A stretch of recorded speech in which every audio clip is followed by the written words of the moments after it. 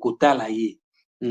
Eloko moko eza awa Maria azali na difficulté ya kokokisa 1K, ok, azali na 173 abonnés ntango nazwaki capture oyo wana YouTube na ye,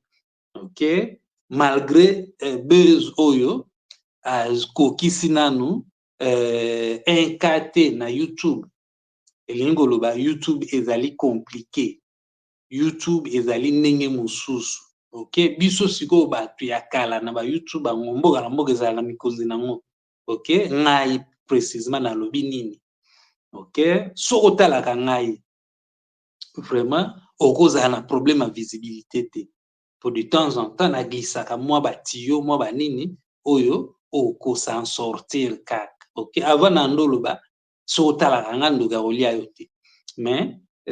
na changer nakomi koloba ke so otalaka nga normalement okozala na problème ya visibilité te mpo napesaka batio ebele. Mpo na Maria Ntumba mpo na problème na ye ninga aza coincé awa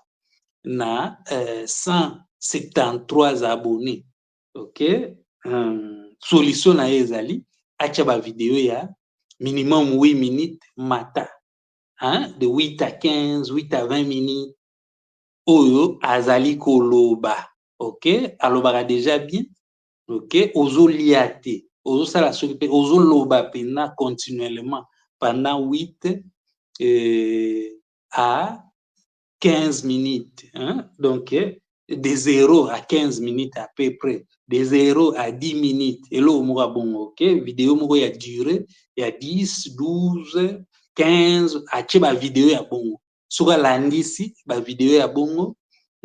akomi nango ata 15 akoleka 1000 abonnés wana, et puis akozala na facilité ya kosala ba live ba makambo ebele ebele wana ezali tiyo mpo na ye. Mais na mwa eloko ya koloba mpo na mutu nyonso oyo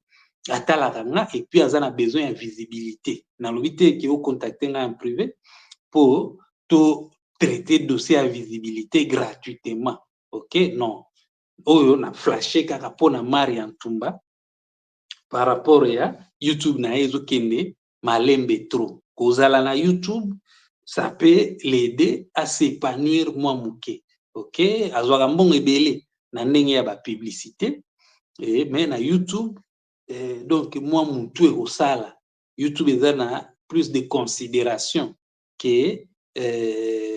ba influenceur ya ba plateforme misusu, ok, azomeka mais aza na attitude ya kozela ba abonné ba mata avant atia contenu, eza erreur oyo bato ebele batiaka basalaka, donc ozandi censé kotia ba contenu et yango nde ekobenda ba abonné, mais contenu yango il faut ezala na format oyo bato baza kotalama baza kotia. Pour l'instant biso nyonso la plupart toza kotia ba vidéo ya ba plus de ba 15 minutes, vous comprenez, mais soko bandi déjà ba plus de 8 minutes, donc et osala déjà bien, ezala pe bien vidéo yango, ce n'est pas obligé ezala vidéo oyo enregistré yango continuellement pendant 10-15 minutes, ça peut être ndambo, mais histoire moko boye cohérent, il y a plus ou moins 15 minutes, ok, voilà. Wana ezalaki par rapport ya mboka na mboka ezala mikonzi nango na ndenge ya YouTube babiso oyo, ok, donc c'est un peu ça, oui, aza vraiment na 173 abonnés malgré buzz alekisi 1K te, ok, YouTube c'est pas des blagues, ok, il faut pena mutu tourner pour babanda kotala yo, voilà. Bon nazoluka marché te, mais soki eyelinga pe eza nango mabe te, ok, donc na flashe kaka po esunga ye comme ça, donc na YouTube ye kaka te, mais bato mingi ya TikTok oyo bazolinga pe bakoma ba YouTuber, la plupart na bango esimbi nanu te, vous comprenez, YouTube donc loba pena loba makambo eza na nzela. Bon loba ngo sikoyo pana neti sikoyo nakomi na 35e minute ya émission na nga nalobela nini dépravation de mœurs, donc eza sujet très vaste et nazo aborder moi quelques points kaka oyo eza un peu trop direct na makambo biso tosalaka